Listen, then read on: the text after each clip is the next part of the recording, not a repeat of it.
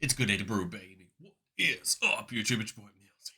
Back with Hometown Commander. Back for another episode of Millsy Brews, the show where I brew a version 1.0 deck list of the commander in front of us on my quest to brew the magic world.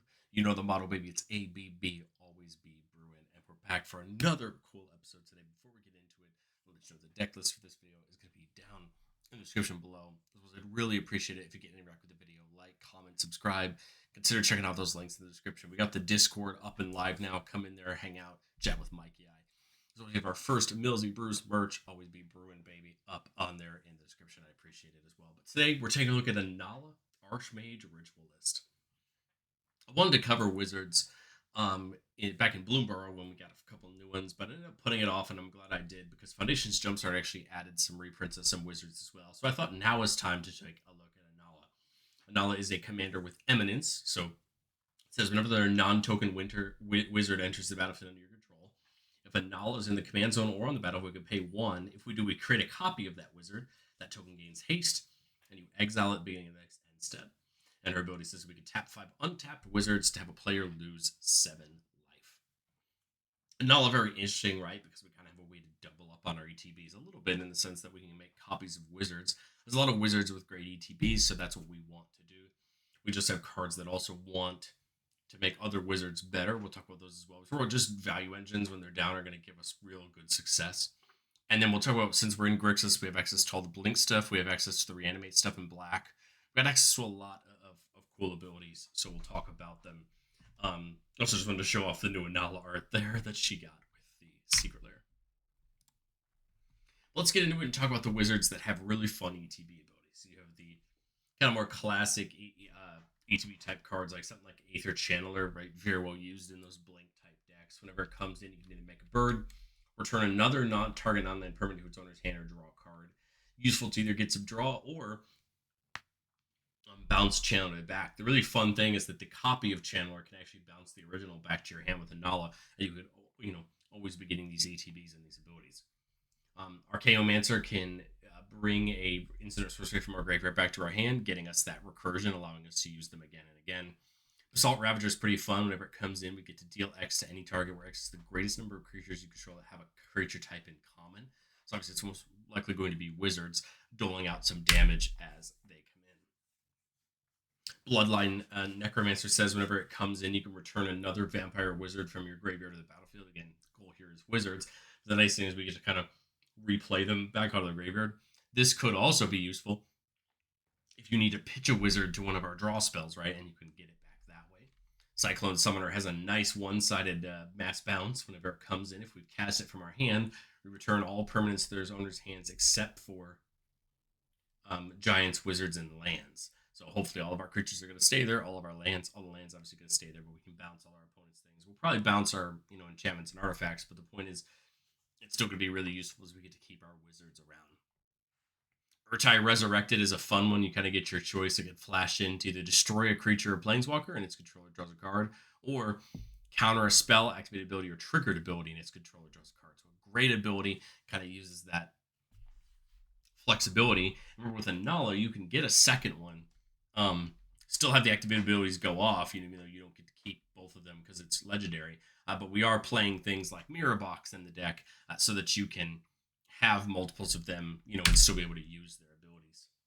Nabin, Dean of Iteration, says that if a wizard you control entering would activate a triggered ability of a permanent we control, it goes off an additional time, so that Panharmonicon style effect that we really like to see. Narumeha, when it comes in, can copy an instant or sorcery, and we can choose new targets for the copy, and then it buffs all other wizards we control. Spellseeker gets to look through our library for an instant or sorcery with mana value 2 or less and put it into our hand, so a good way to get draw spells and removal alike. A lot of great spells we have in our deck with mana value 2 or less. Shauna's Tidebiter can come in and counter up to 1 activated or triggered ability. And then if an ability on an artifact, creature, or planeswalker is countered this way, that permanent loses all abilities for as long as it's on the battlefield. So this could be really helpful to shut down a key ability for as long as the Tidebinder's out. The copy could just shut one down for that turn, which is still useful, right? But the real one will stick around and hopefully take out a key ability for us. Venser has the ability to come in and return a spell or permanent to its owner's hand.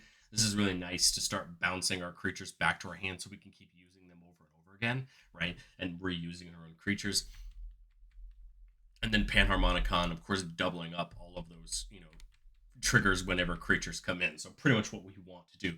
Remember that Panharmonicon and Nabin will also be able to double up Inalla's trigger as well. So that's important to know for that. Sorry, Nabin will trigger, yeah. Inalla would have to be on the battlefield for Eminence ability to get doubled, but you see what I'm saying there with that. But as far as ETBs go, there's a way to also get more. Things like Molten Echoes, we choose a type when it comes in. Obviously, Wizards, whenever a non-token wizard comes in, we just get a free copy of that creature with haste. Again, great, does everything we want it to do. Reflection of the Jar will copy a creature whenever we cast one of the type chosen. Obviously, we'll pick Wizards and get those extra copies. And then Virtue and Knowledge, another Panharmonicon style effect. You could start to see all of these just working together, trying to get as many of them on the battlefield at the same time so we could just jump on these triggers, right? But I think the one thing that the Wizards do well is abilities that care about other wizards and use them to our benefit. Adelise, whenever we cast an instant or sorcery, gives all of our wizards a little bit of a buff. Azami can tap an untapped wizard we control to draw a card. This is really nice when we're copying them until end of turn. If we want to just use them for a card, we can do that. Same thing with Galecaster Colossus. We can tap an untapped wizard we control to return a non-land permanent we don't control to its owner's hand. Just start bouncing our opponent's things as our wizards are coming in. Right. Harmonic Prodigy going to double up any ability of a wizard or a shaman that we control. Trigger, so great, right? Allowing us to take advantage of that.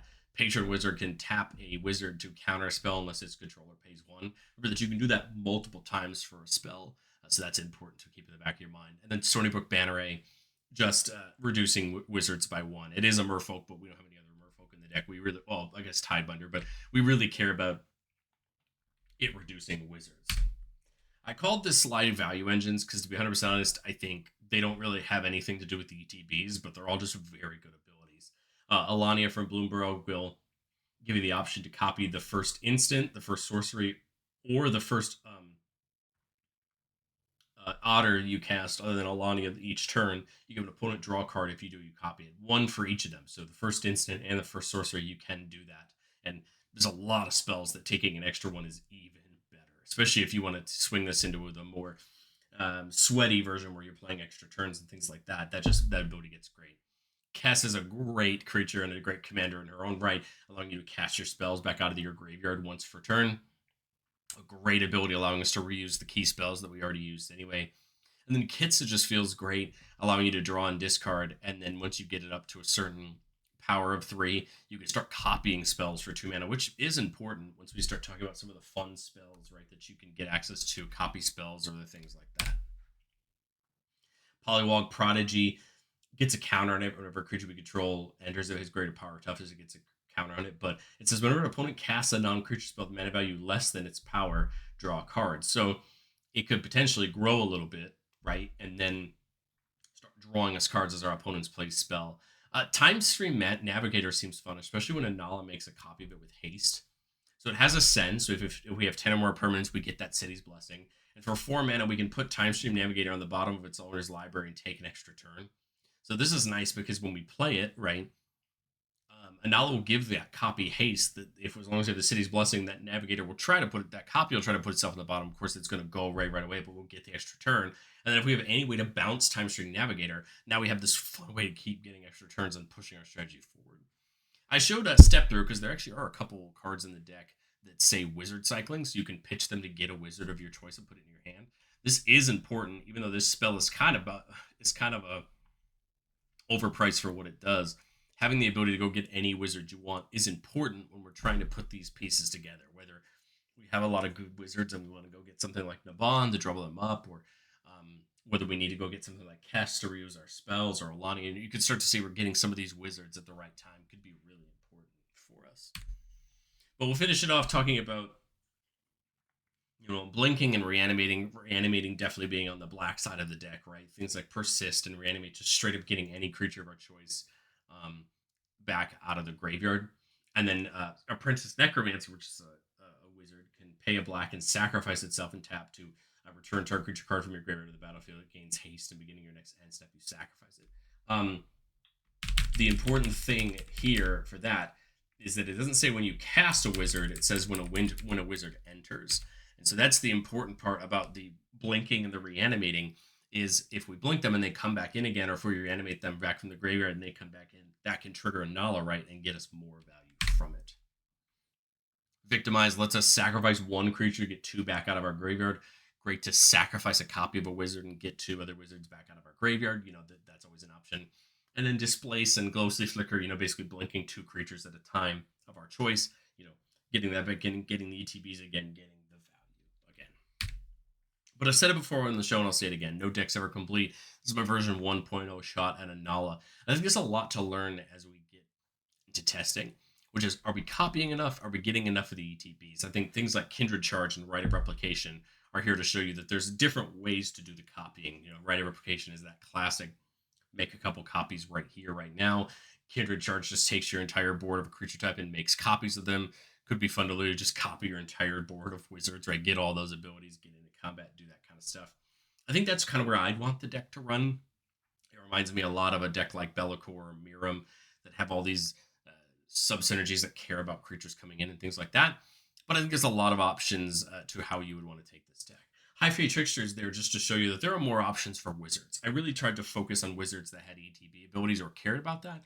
But you do have things like High Fate Trickster, which can give all your spells flash, right? So then, right, so flash. So then, anything can be cast at instant speed instead of sorcery speed, which is a huge ability actually, because doing some of these things on somebody else's turn actually might become relevant, right? And so I think it's interesting to consider as an option, but I think I lean more towards what can we get more of the copy? Can we get more of the things like Mirror Box that just stop our creatures from being legendary? And that's probably where I would lean on it. Let's get into our first playtest. Keep it a 3-lander, no red, but that's a-okay because we have Galecaster Colossus, the Necromancer, and Virtuality. So we got a decent hand. We got Reality Shift as well. So 3-lander, not too bad. We got 2 over 3 colors. We'll work our way there. Turn 1, we see Dragon Skull Summit. Okay, so there's our other color. We'll start with the Hollow then, so that way it can come in untapped, and the Gloom Lake Verge can tap for both of its colors.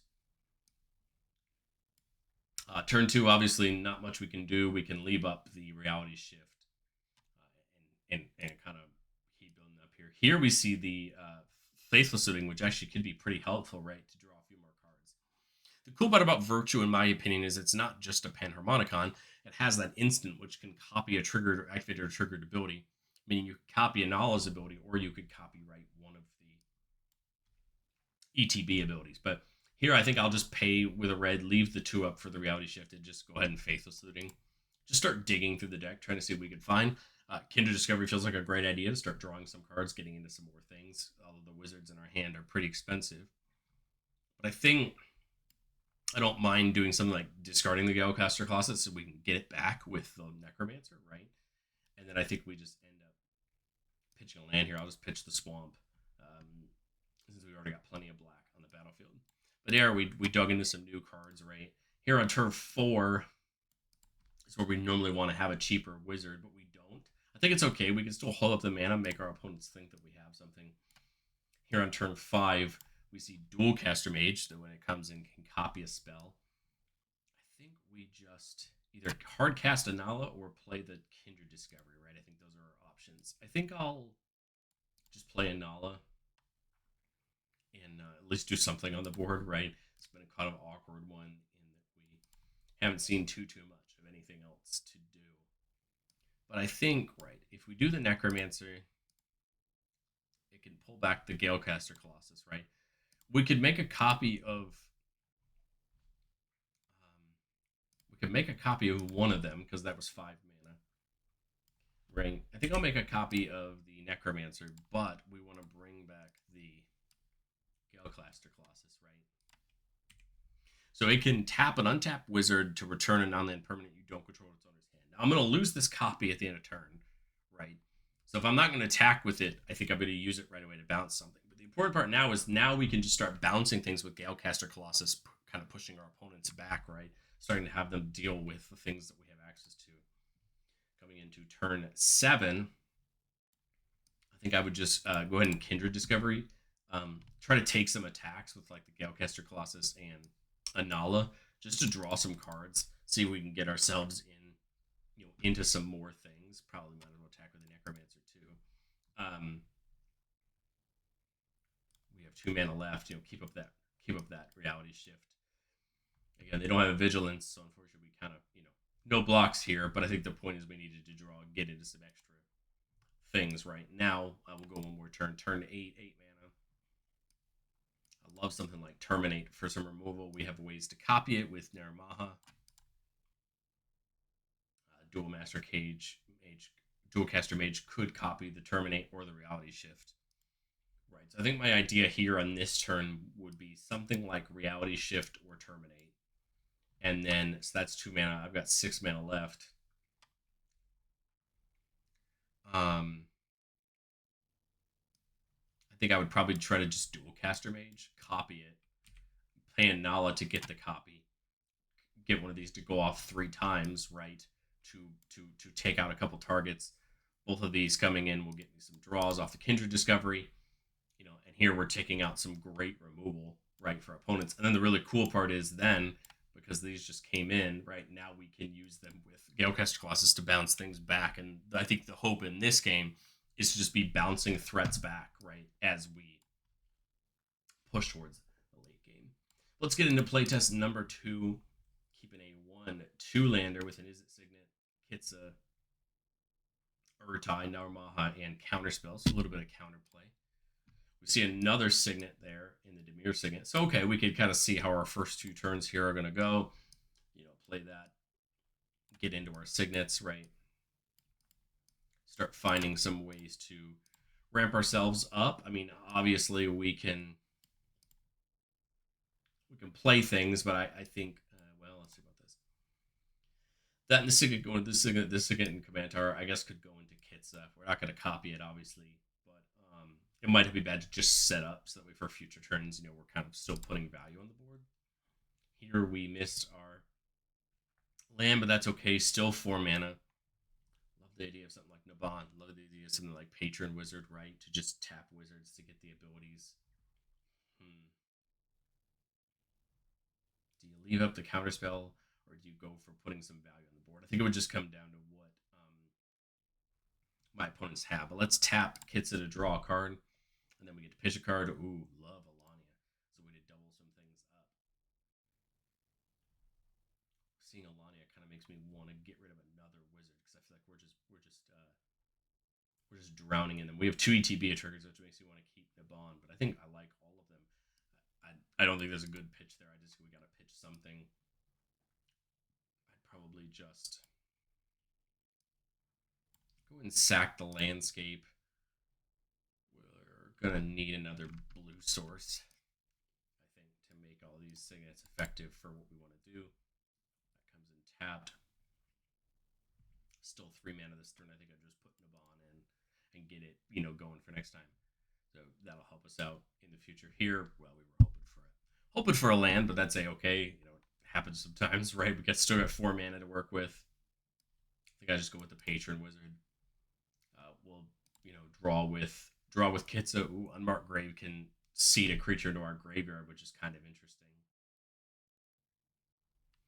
I really like every card in my hand. That's the problem, but the issue is we're getting into this point where we're just not having the mana do we want. The nice part here is we can still use the Patron Wizard, right, to tap our wizards, right, try to counter things. I think we still have some counterplay up, even though it's just pay 1. You'd be very, very surprised how often in these early turns that can matter. Jeez, no land again. Well, Urtai seems like it would be nice to get in. So many things that would be nice to get in.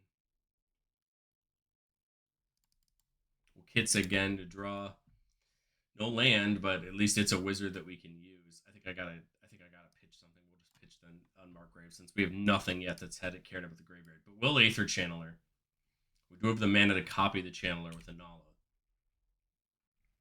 I mean, do we just double draw? It feels awkward, but maybe it's the case where we just double draw, try to hit that land, right? And then the Channeler can just attack, right? But the point is we were trying to get into the land, keep building ourselves forward. Now the lands show up. 6 mana here on turn 7, go down to 5 with that. And I think I would just get. I was thinking about getting Alania down. Maybe it's the Virtue, but I'll get Alania down, another wizard that we can tap for our abilities. I apologize. I just realized Naban would have had Aether Channeler go off 2 more times. So let's do another draw and then Aether Channeler back to hand, just so that we would have access to do it again. I think that would be the smart play, right? So we can keep farming that for value. We'll still do the Alania this turn, and then hold up something else. But all right, so a little bit more awkward this time. We had the Patron Wizard to kind of play some counterplay, but I think our draws were just a little clunky there. But I think it's important to see the games where your draws don't go well, so you can still try to formulate your plan. Inalla could have been better on the battlefield there to deal out some damage, but neither here nor there. I think with the Alania out, now when we do eventually hit some spells, right, or things like that Vantress Visions, we could the next turn, right, we could Galvanic. Let's see, 1, 2, 3, 4, 5, 6, 7, 8. We could Galvanic, give somebody the card to get 2 copies, play the Aether Channeler, copy it with the Vantress Visions when it comes in, giving us 1, 2, 3, 4 versions of its ability. Just draw a bunch of cards. So there's a couple options right there from there. But let's get into the third playtest, as that one was a teeny bit clunky. Here we're on the opposite spectrum, keeping a 5-lander with Archmage of Runes, getting us some card draw when we cast spells, and Preordain. I think we'll just start with the tap land here. That turns on some of the other lands in our hand. We don't need to necessarily use the Preordain or Faithless Looting yet, although they are both, nice cards. Get the Sulfur Fold in. I like the idea of Preordain, just to take a peek and see what we can find. So let's do it. We're going to scry 2 and then draw a card. I think I'm willing to let the Reliquary Tower could work nice with the Archmage of Ruins, right? Let's put that and then that on top and draw that. Turn 3, play another. Now, I mean, like, we could play the Necromancer and copy it. The problem is we just have nothing to get back, and I don't know that I want to do that quite yet. I guess it would make sense if we're not going to do that. 2 Faithless Looting, right? Draw 2, pitch 2. That way we could actually put a wizard in there, something like Narumaha, or something like that to get back, maybe something like the Time Stream Navigator. Wizards that we can then get back with our Necromancers, right, when we do that, which right, I think makes a ton of sense. So that makes sense to me coming into turn 4. Now I think I would play that, pay the 1 with this, and then pay the extra black to sack the Necromancer. Oh no.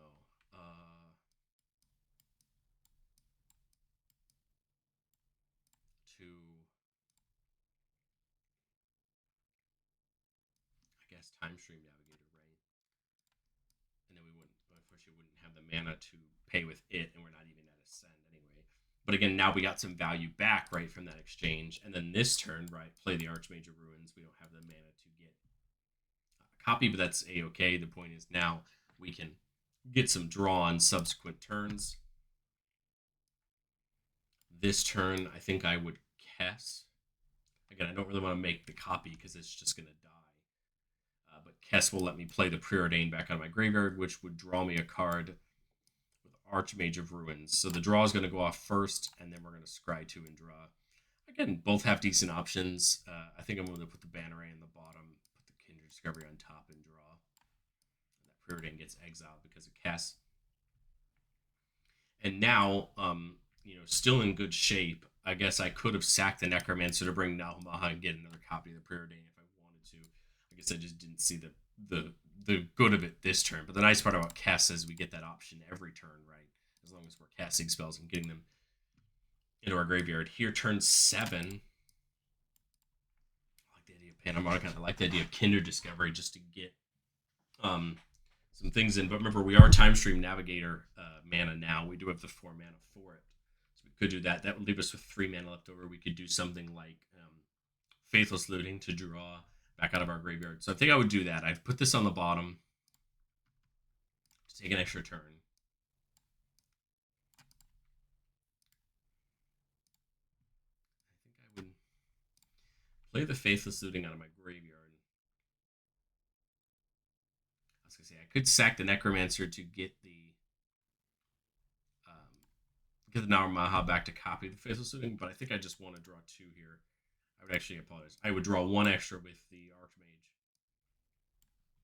than the Faithless Looting. I think I'm pretty willing to bin a land.